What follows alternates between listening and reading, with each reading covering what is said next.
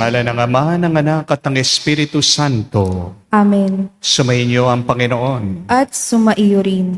Mga kapatid, muli tayong bumabalik sa banal na misa para lumapit sa Diyos, para ipabasbas natin ang ating paparating na linggo. Pero kung gusto nating tunay na maging mabunga ang anumang ating ginagawa, kailangan piliin natin palaging sumunod sa Kanya. At naway sa ating pagsunod sa Kanya, piliin nating maging mabuti, magpakabuti, at gumawa ng mabuti sa iba. Aminin natin ang mga pagkakataon na kung saan wala tayong ibang sinundan, kundi ang ating sarili. Aminin natin ang mga pagkakataon na imbis na magkalinga, alagaan natin ang iba, tayo pa ay nanira. Sa mga pagkakataon ng ating kahinaan at kasalanan, hingin natin muli ang awat pagpapatawad ng Diyos para makita tayong karapat-dapat makatanggap sa mga banal na misteryo. Inaamin ko Sa makapangyarihang Diyos at sa inyo mga kapatid, na lubha akong nagkasala sa isip, sa salita, sa gawa at sa aking pagkukulang. Kaya isinasamo ko sa mahal na Birheng Maria, sa lahat ng mga anghel at mga banal, at sa inyo mga kapatid, na ako'y ipanalangin sa Panginoong ating Diyos. kaawaan tayo na makapangyarihang Diyos, patawarin tayo sa ating mga kasalanan, at patnubayan tayo sa buhay na walang hanggan. Amen.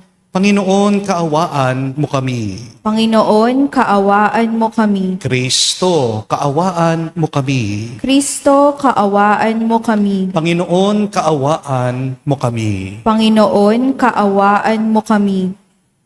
Manalangin tayo. Ama naming makapangyarihan, ibalik mo kaming muli sa iyong piling at upang ganap na pakikinabang namin ang 40 araw na paghahanda para sa Pasko ng pagkabuhay. Hubugin mo sa iyong aral ang aming kalooban. Sa pamamagitan ni Jesucristo kasama ng Espiritu Santo, magpa sa walang hanggan. Amen.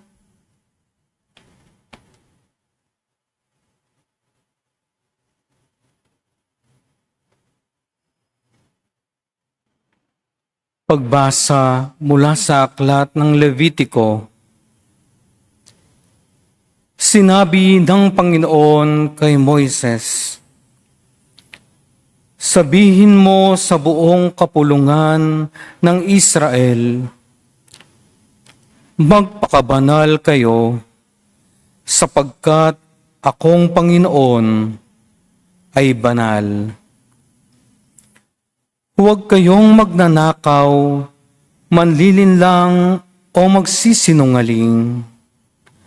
Huwag din kayong manunumpa sa aking pangalan ng walang katotohanan, pagkat iyon ay paglapastangan sa ngalan ko. Ako ang Panginoon. Huwag ninyong dadayain o pagnanakawan ang inyong kapwa. Huwag ninyong ipapagpaliban ang pagbabayad sa inyong pinapagtrabaho. Huwag ninyong aapihin ang mga bingi at lalagyan ng katitisuran ang daraanan ng mga bulag. Matakot kayo sa Diyos. Ako ang Panginoon. Huwag kayong hahatol ng walang katarungan upang pagbigyan ng mahirap o suyuin ang mayayaman. Huwag ninyong ipamamalita ang kasiraang puri ng inyong kapwa ni sasaksi laban sa inyong kapwa upang ipahamak lamang siya. Ako ang Panginoon. Huwag kang magtatanim ng galit sa iyong kapwa, sa halip pangangaralan mo siya. Sa gayon, Hindi ka magkakasala dahil sa kaniya. Huwag kang maghihiganti o magtatanim ng galit sa iyong mga kasamahan. Ibigin mo ang iyong kapwa gaya ng iyong sarili. Ako ang Panginoon. Ang salita ng Diyos. Salamat sa Diyos. Espiritong bumubuhay ang salita ng may kapal. Espiritong bumubuhay ang salita ng may kapal. Ang batas ng Panginoon ay batas na walang kulang. Ito'y utos na ang dulot sa tao ay bagong buhay. Yaong kaniyang mga batas ay mapagtitiwalaan, nagbibigay ng talino sa pahat ng kaisipan. Espiritong bumubuhay ang salita ng may kapal. Ang tuntuning ibinigay ng poon ay wastong utos. Liligaya ang sinuman kapag ito ang sinunod. Ito'y wagas at matuwid pagkat mula ito sa Diyos. Pangunawa ng isipan, iyaong bungang idudulot.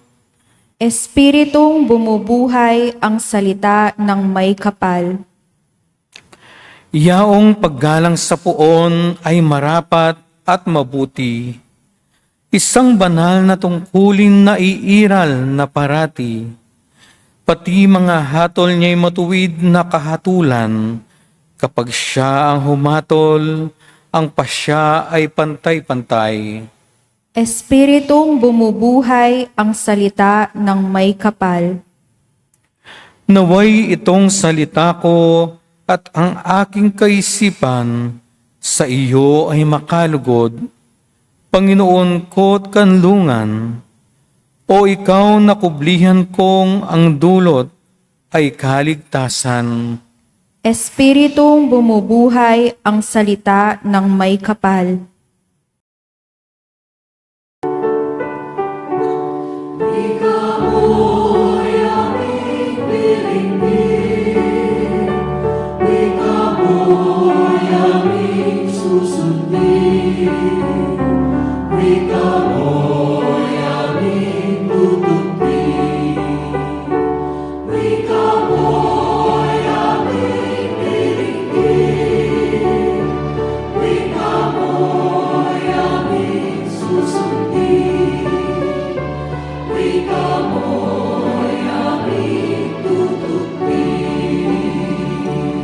Ngayoy panahong marapat, panahon ng pagliligtas, araw ngayon ng pagtawag upang makamit ang habag ng Panginoong matapat. Sumainyo ang Panginoon. At sumaiyo rin. Ang mabuting balita ng Panginoon ayon kay San Mateo. Papuri sa iyo, Panginoon. Nung panong yun, sinabi ni Jesus sa kanya malagad, darating ang anak ng tao bilang hari.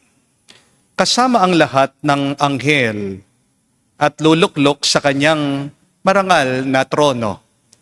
Sa panong yun, matitipon sa harapan niya ang lahat ng tao. Sila'y pagbubukod-buktin niya, tulad ng ginawa ng pastol sa mga tupa at mga kambing.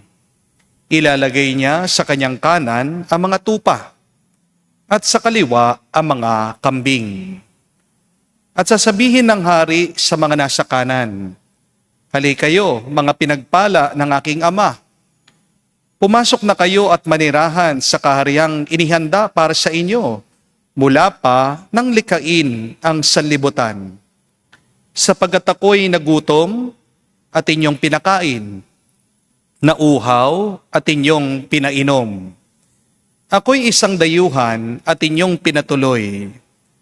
Ako'y walang maisuot at inyong dinamitan. Nagkasakit at inyong dinalaw. Ako'y nabilanggo at inyong pinuntahan." Sasagot ang mga matuwid, "Panginoon, kailan po namin kayo nakitang nagutom at aming pinakain, o nauhaw at aming pinainom? Kailan po kayo naging dayuhan at aming dinamitan? At kailan po namin kayo nakitang may sakit o nasa bilangguan at aming dinalaw? Sasabihin ng hari, sinasabi ko sa inyo, nang gawin ninyo ito sa pinakahamak sa mga kapatid kong ito ay sa akin ninyong ginawa. At sasabihin naman niya sa mga nasa kaliwa, lumayo kayo sa akin, mga sinumpa. Kayo'y pasaapoy na di mamamatay, na inihanda para sa dyablo at sa kanya mga kampon, sapagkat ako'y nagutom at hindi nyo pinakain, nauhaw at hindi ninyo pinainom. Ako'y naging isang dayuhan at hindi ninyo pinatuloy. Ako'y nawala na maisuot at hindi ninyo dinamitan. Ako'y may sakit at nasa bilangguan at hindi ninyo dinalaw. At sasagot din sila, Panginoon, kailan po namin kayo nakitang nagutom, nauhaw, naging dayuhan, nawalan ng maisuot, may sakit o nasa bilangguan, at hindi namin kayo pinaglingkuran? At sasabihin sa kanila ng hari, sinasabi ko sa inyo, ng pagkaitan ninyo ng tulong, ang pinakahamak sa mga ito, ako ang inyong pinagkaitan. Itataboy ang mga ito sa kaparusahang walang hanggan. Ngunit ang mga matuwid ay tatanggap ng buhay na walang hanggan. Mga kapatid, ang mabuting balita ng ating Panginoon. Pinupuri ka namin, Panginoong Hesukristo. Magandang araw po muli sa inyong lahat. Meron pong bagong termino na ginawa ang mga mahilig sa sports. Ang tawag po nila ay GOAT. Hindi po ito yung kambing na gumagala na lang basta sa mga bundok o sa mga bukid, ha? Ano pong ibig sabihin ng GOAT sa sports? Spell GOAT, G-O-A-T. Ibig po sabihin yan, acronym po yan, Greatest of All Time. G-O-A-T. Greatest of All Time. Ibig po sabihin, pinakamagaling sa kasaysayan. Halimbawa po, sino po ang GOAT or Greatest of All Time pagdating sa basketball? Ang iba sasabihin nila, si Michael Jordan. Meron naman po magsasabi, si LeBron James. Sino naman po ang GOAT or Greatest of All Time sa boxing? Para po sa ating mga Pilipino, walang iba po kung hindi si Manny Pacquiao. Sino naman po ang GOAT or Greatest of All Time pagdating po sa billiards? Siyempre, si Efren Bata Reyes. Kapag sinabi mong GOAT, ibig po sabihin yan, champion, legend, kinahangaan, pinapalakpakan sa buong mundo. Pero, ito po ang nakakatawang irony o kabalintunaan. Sa mundo ng sports, ang GOAT ay simbolo ng tagumpay. Pero sa Biblia, iba po ang kahulugan ng GOAT. Sa Biblia, ayaw ng Diyos sa mga ugaling GOAT. Narinig po natin. Ano po ba ang sinisimbolo ng kambing sa salita ng Diyos?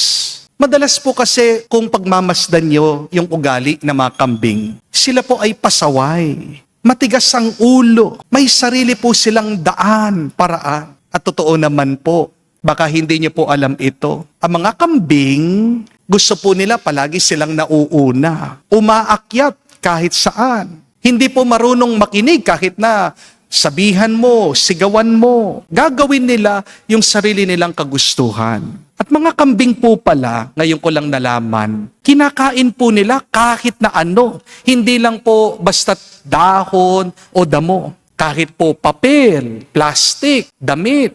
Yan, mag-ingat po kayo. Pwede po nilang kagatin, kainin yung mga tsinelas nyo, mga sapatos nyo. Ang kabaliktaran po ng mga kambing sa pag-uugali ay ang mga tupa.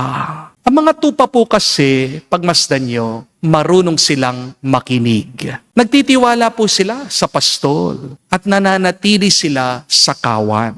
Kapag ang isang tupa nawala, may sakit po yan. Huwag niyo po sasabihin na black sheep, no? Pasaway yung tupa. Kaya nawawala yung tupa, may diferensya, may problema, may karamdaman siya. Pero kung okay ang isang tupa, kung malusog ang isang tupa, hindi po siya aalis sa kawan. Susunod siya palagi sa kanyang pastol. Isa pong malaking pagkakaiba ng mga kambing at mga tupa ay makikita nyo din po sa kanilang balat. Baka hindi nyo rin po alam, sabi po ng mga nag-aalaga ng mga kambing ito, yung buhok po ng kambing, hindi daw po nila magamit-gamit yan. Kasi agad daw po nalalagas, nasisira. Ang pakinabang lang daw po ng kambing ay yung kanyang laman. Pero ang mga tupa, kapag kumakapal po yung kanilang balahibo, yan po yung tinatawag nating wool. Nagagamit po yan pagdating sa ating mga damit o kaya naman po sa mga tela. Kaya dito nyo po makikita yung dalawang klase ng pag-iisip or mindset. Yung ugaling kambing, ugaling tupa. Goats are consumers. They are also destroyers. But sheep, on the other hand, are producers. They are followers. Let's admit, my dear friends, that in life sometimes we have a goat-like mentality. We react to everything. We consume everything. We chase everything that is not necessary. But happiness belongs to those who learn the discipline of the sheep. Sa Ebanghelyo po, narinig natin, pinagpapala daw ng Diyos yung mga kamuka ng mga tupa. Sino ang mga taong may pag-iisip ng tupa? Sila yung marunong makinig at sumunod sa Diyos. Habang sa kaliwa naman daw po, doon po dadalhin yung mga ugaling kambing. Sila naman yung mga tao na matitigas ang ulo, matitigas ang puso. Naririnig na nga ang pangangailangan ng kapwa, binabaliwala pa rin. Mag-ingat po tayo, mga kapatid. Maaaring ikaw ang GOAT or the greatest of all time sa iyong career. Pero kung wala naman ang Diyos sa iyong buhay, mapapagod ka rin. Amen? Maaaring ikaw ang GOAT pagdating sa negosyo. Mayaman ka, kumikita ka.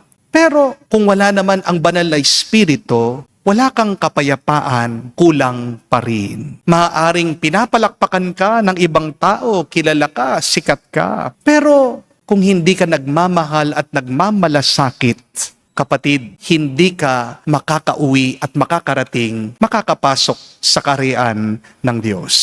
Kaya nga po, mga kapatid, magandang maging GOAT, oo, pagdating sa ating mga talento. Pero mas mabuti bandang huli ang magkaroon ng pag-uugali ng isang tupa sa ating mga puso. Yes, it is good to become the greatest of all time when it comes to our talents and our abilities. But please, be like a sheep in your heart, in your following to God. Dahil ang mga kambing umaakyat kahit saan. Pero ang mga tupa, sila po ang nakakauwi sa tahanan. Bakit? Meron silang sinusundan na mabuting pastol. Aminin po natin, mga kapatid, mas madalas kamukha natin ang mga kambing kaysa sa mga tupa. Kapag sinabi ng Diyos sa iyo, magpatawad ka na. Ano yung sagot ng iba sa atin? Lord, pwede po bang mauna siya na humingi ng tawad sa akin?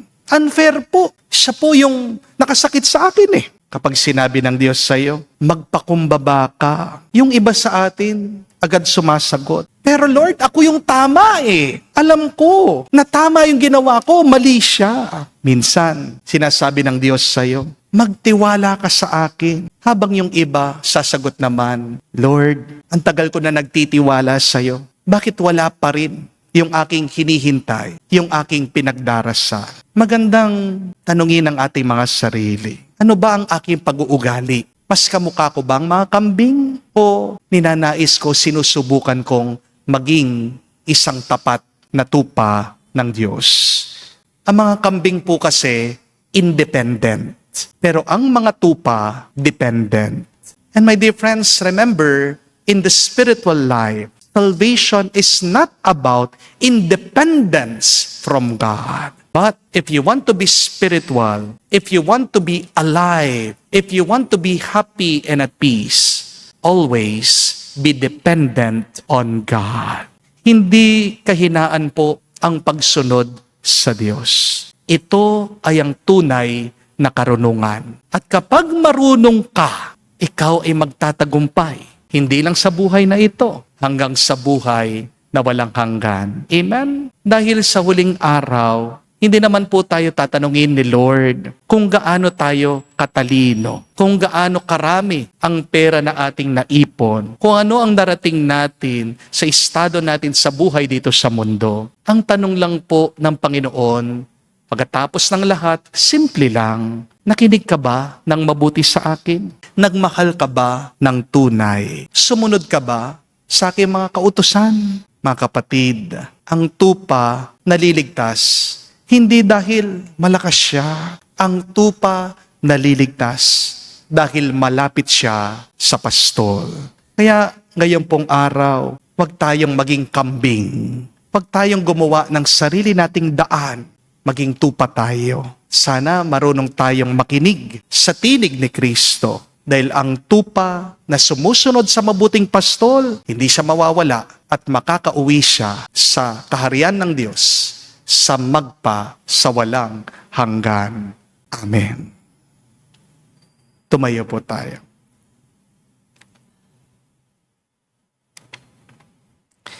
Inihahayag ng Panginoon ang misteryo ng kaharian ng Diyos sa mga taong buong nagmamahal na kumakalinga sa mga dukha at nagugutom. Idalangin natin ang kaharian ng Diyos ay maging tunay sa ating buhay. Ating sabihin, Panginoon, dinggin mo kami. Panginoon, dinggin mo kami.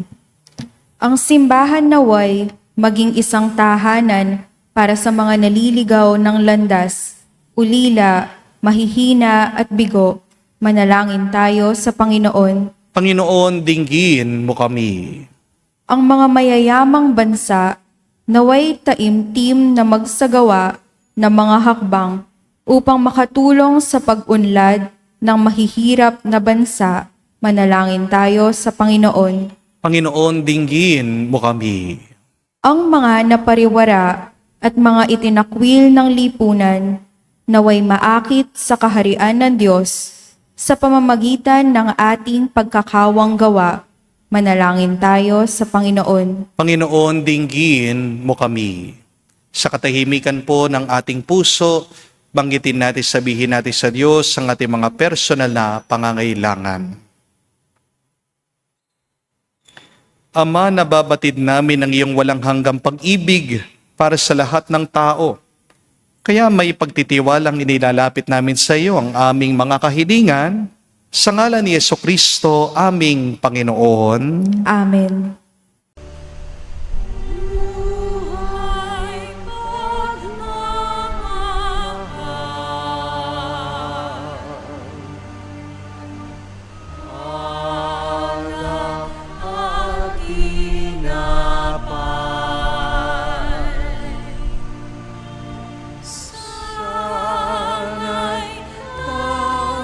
Kami.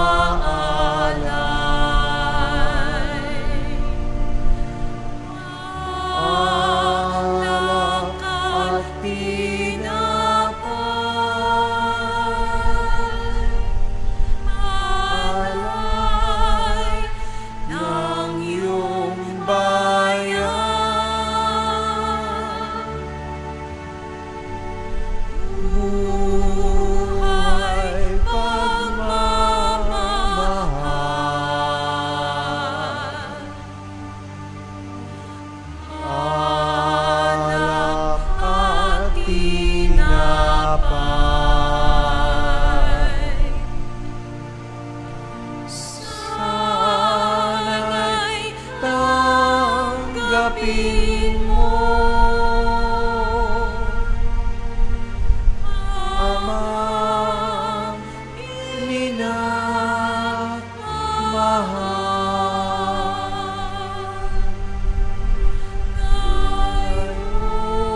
Ngayon sa'yo habang. Manalangin kayo mga kapatid, para ng ating mga paghahain ay kalugdan ng Diyos, Amang makapangyarihan. Tanggapin nawa ng Panginoon itong paghahain sa iyong mga kamay, sa kapurihan niya at karangalan, sa ating kapakinabangan at sa buong sambayanan niyang banal.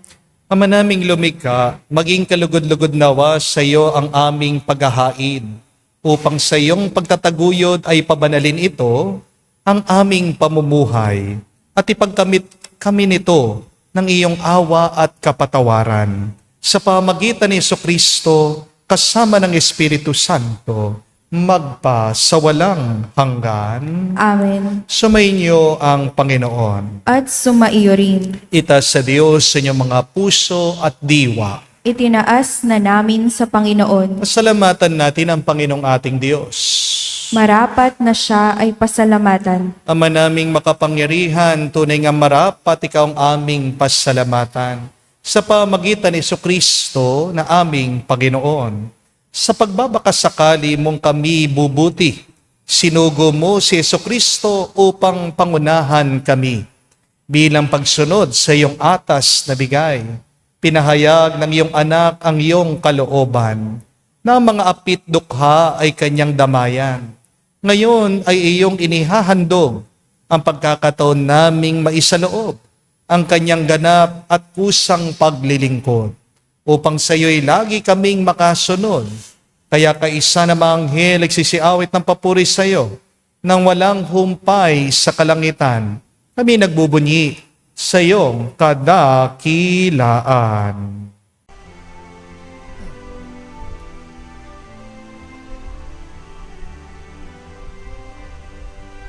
Santo, Santo, Santo, Panginoong Diyos ng mga hukbo, napupuno ang langit at lupa ng kadakilaan mo.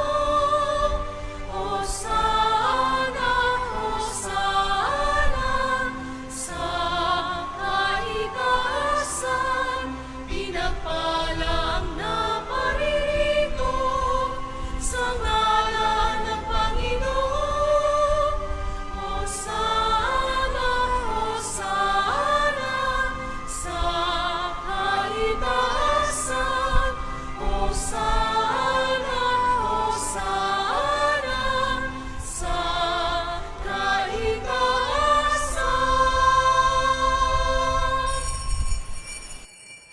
Ama naming banal, ikaw ang bukal ng tanang kabanalan. Kaya't sa pamagitan ng iyong Espiritu, gawin mong banal ang mga kaloob na ito upang para sa amin maging katawan at dugo ng aming Panginoong Heso Kristo. Bago niya pinagtiis ang kusang loob na maging handog, hinawakan niyang tinapay, pinasalamatan kanya. Pinaghati-hati niya iyon, inabot sa kanyang malagad at sinabi, tanggapin ninyong lahat ito at kanin. Itong aking katawan ay hahandog para sa inyo.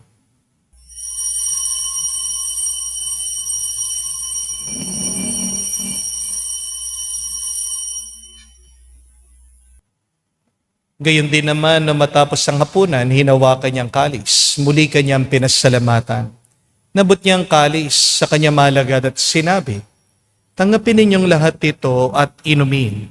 Ito ang kalis ng aking dugo, ng bago at walang hanggang tipan. Ang aking dugo na ibubuhos para sa inyo at para sa lahat, sa ipagpapatawad ng mga kasalanan. Gawin ninyo ito sa pag-alaala sa akin.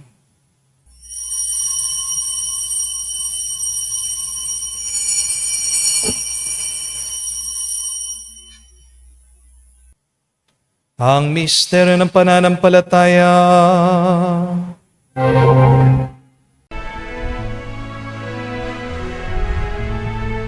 Sa krus mo at pagkabuhay, kami natutunan.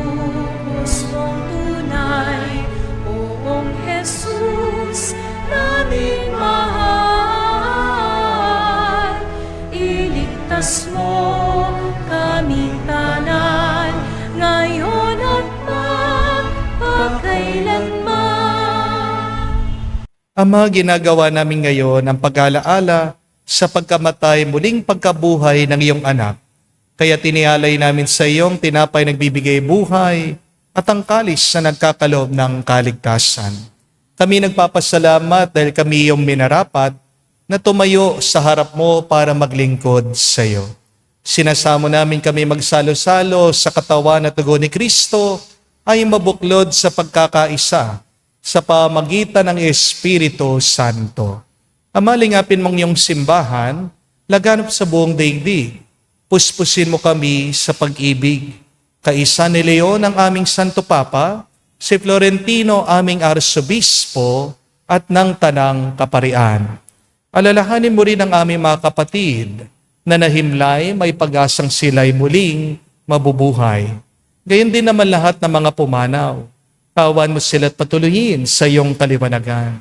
Kawan mo at pagindapatin kaming lahat na makasalo sa iyong buhay na walang wakas.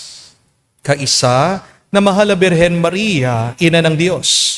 Kaisa ni San Jose ang kanyang malwalhating esposo. Kaisa ng mga apostol, lahat ng mga banal na namuhay dito sa daigdig na kalugod-lugod sa iyo. May pagdiwang nawa namin ang pagpupuri sa ikararangal mo sa pamagitan ng iyong anak, aming Panginoong Heso Kristo. Sa pamamagitan ni Kristo, kasama niya at sa Kaniya, lahat ng parangal at papuri ay sa iyo, Diyos Ama, makapangyarihan, kasama ng Espiritu Santo, magpasawalang hanggan.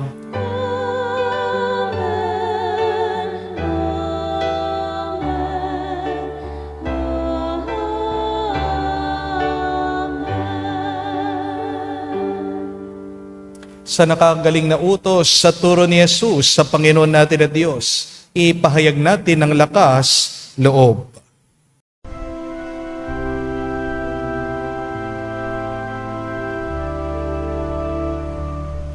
Ama namin, sumasalangit ka, sambahin ang ngalan mo, mapasa amin ang kaharian mo, sundin ang loob mo dito sa lupa para nang sa langit. Bigyan mo kami ngayon ng aming kakanin sa araw-araw. At patawarin mo kami sa aming mga sala para ng pagpapatawad namin sa nagkakasala sa amin. At huwag mo kami ipahintulot sa tukso, at iadya mo kami sa lahat ng masama. Hinihiling namin kami iadya sa lahat na masama, pagkalooban ng kapayapaan araw-araw, iligtas sa kasalanan, ilayo sa lahat ng kapahamakan, samantalang aming pinanambikan ang dakilang araw ng pagpapahayag ng tagapagligtas naming si Heso Kristo. Sapagkat iyo ang kaharian at ang kapangyarihan at ang kapurihan magpakailanman. Amen. Panginoong Heso Kristo, sinabi mo sa mga apostol, kapayapaan ang iniiwan ko sa inyo. Ang aking kapayapaan binibigay ko sa inyo. Tunghayan mo ang aming pananampalataya at huwag ang aming pagkakasala. Pagkalooban mo kami ng kapayapaan at pagkakaisa ayon sa iyong kalooban. kasama ng Espiritu Santo, magpa sa walang hanggan. Amen. Kapayapaan ng Panginoon ay laging sumainyo. At sumaiyo rin. Magbigayan po tayo ngayon ng kapayapaan sa bawat isa. Piso niyo po, kapayapaan po sa inyong lahat.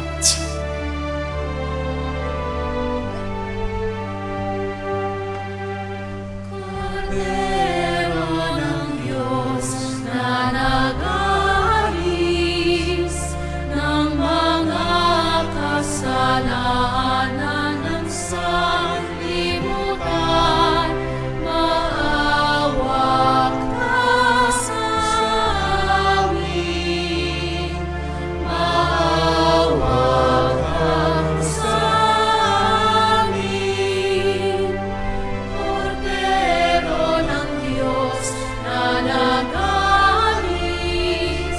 ng mga kasalanan ng sanlibutan, maawa ka sa amin.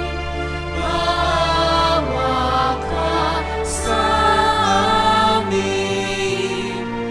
Cordero ng Diyos na nag-aalis ng mga kasalanan ng sanlibutan, ipagkaloob mo sa amin ang kapayapaan. Mga kapatid, naririto ang ating Panginoong Kristo, ang Kordero ng Diyos. Siyang nag-aalis sa mga kasalanan ng sanlibutan. Mapalad tayo ngayong lumalapit sa piging ng Kordero. Panginoon, hindi ako karapat-dapat na magpatuloy sa iyo, ngunit sa isang salita mo lamang ay gagaling na ako.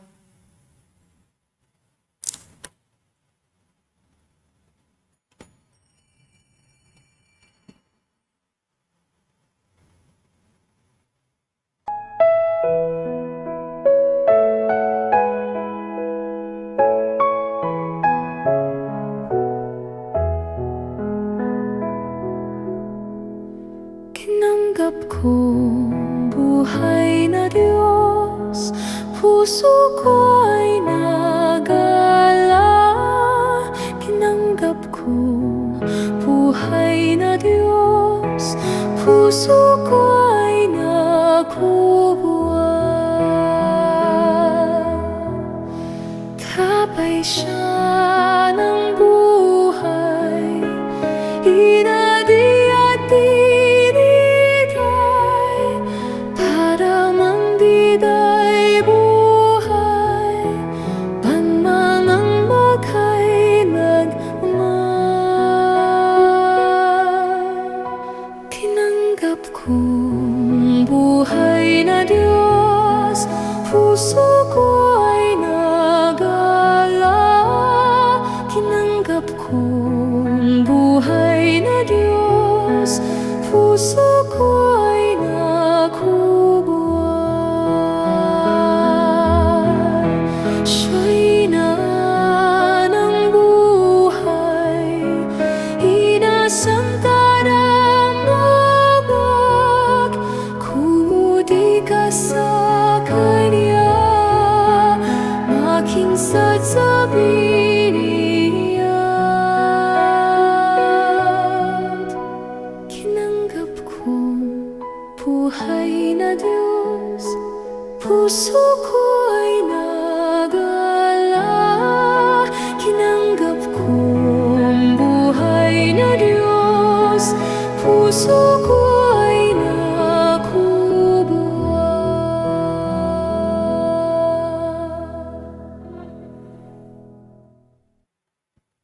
Manalangin tayo. Ama naming mapagmahal, sa aming pagsasalo ngayon sa iyong banal na piging, naway makapakinabang ang buong pagkatao namin, upang ang iyong kaligtasan dulot ay aming kamtin, at ang kagalingang kaloob mo ay ganap na tamasin sa pamagitan ni Jesucristo kasama ng Espiritu Santo, magpa sa walang hanggan. Amen. Mga kapatid, if you want to be the greatest of all time, do not be like a goat, but be like a sheep. Ang goat para sa Diyos, the greatest of all time for God, is those who have a sheep mentality. At ano pong pagkakaiba ng kambing sa tupa? Goats are takers, but sheep are givers. At tandaan niyo po yung kasabihan, that takers eat better, and yet givers sleep better at night. Maaaring masarap ang pagkain ng mga kumukuha. Pero paggabi na, nahihirapan na yang makatulog dahil hindi sila payapa sa kanilang mga loob. Di po ba? Pero yung mga mapagbigay, silang nakakatulog na mahimbing, magaan ang kanilang nararamdaman. Kaya mga kapatid, ngayong araw, huwag nating hayaan na matapos ang maghapon na ito na hindi tayo nagkakawang gawa. Dahil, balikan din natin ang ebanghelyo kanina, dito tayo huhusgahan ng Diyos. Kung tayo ba ay nagpakain, kung tayo ba ay nagpainom, kung tayo ba ay nagbigay ng damit, nagpatuloy, kung tayo ba ay bumisita sa mga nakaligtaan na. Be like a sheep. How? By giving. Be like a sheep. Follow where the good shepherd is. Follow the will of God. Anong gustong pagawa ng Diyos sa iyo? Baka nandyan na sa iyong harapan. Bigyan mo muna ng pansin. Meron mga iba nagtatanong po sa akin, Father, paano po ako makakatulong? Paano po ako makakapagbigay? May problema din ako. May sakit po ako. Malungkot po ako. Sa kapatid, huwag niyo pong hayaan ng inyong negatibong sitwasyon ang maging hadlang na kayo ay maging liwanag, maging kabutihan para sa ibang tao. You can still become the sun in the midst of the storm. You can bring sunshine even in the rain. Di po ba?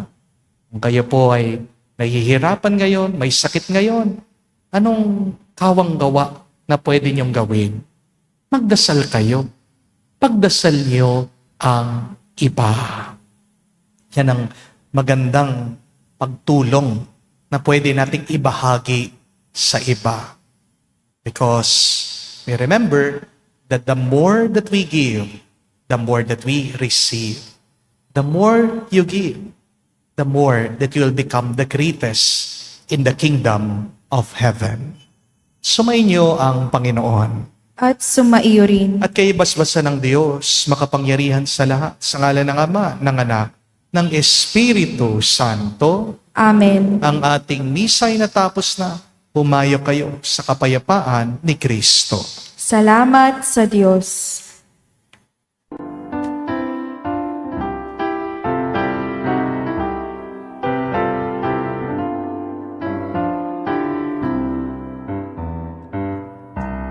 Magsisi tayong mataos, halinang magbalik loob sa mapagpatawad na Diyos. Gutom tayo maniluhod na may abot sa kungsod. Sa pagitan ng paso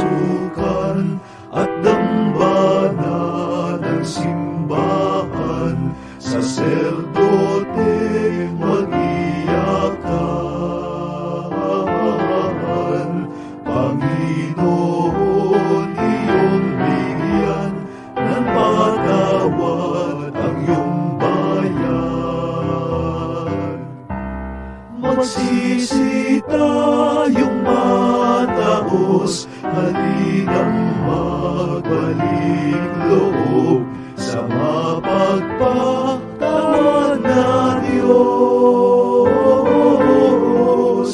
Gutom tayo, maligluhod, nang may abot sa pungsod.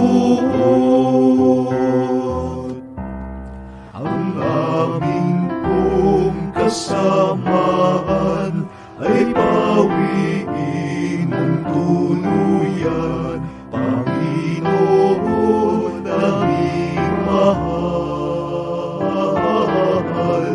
Patawad ang kahilingan ng iyong bayang hiniram. Magsisi tayong mataos, halinang magbalik loob sa mapagpatawad na Diyos. Gutom tayo, maligluhod, nang may abot sa pungsod.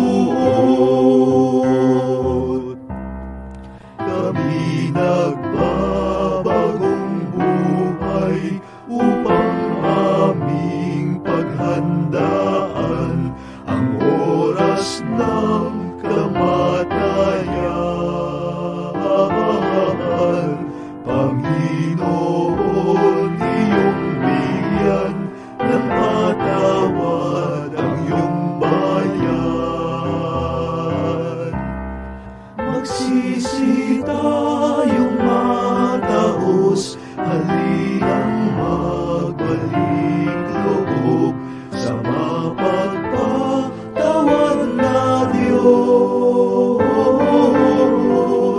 Gutom tayo, maniluhod, nang may abot sa pungsod. Sa pagitan ng pasukan at dambana ng simbahan, saserdote mag-iyakan. Panginoon, iyong bigyan ng patawad ang iyong bayan. Magsisi tayong mataos, halinang magbalik loob sa mapagpatawad na Diyos. Gutom tayo, maligluhod, nang may abot sa pungsod. Ang aming pong kasamaan ay pawiin mong tuluyan, Panginoon aming mahal. Patawad ang kahilingan ng iyong bayang hiniram. Magsisi tayong mataos, halinang magbalik loob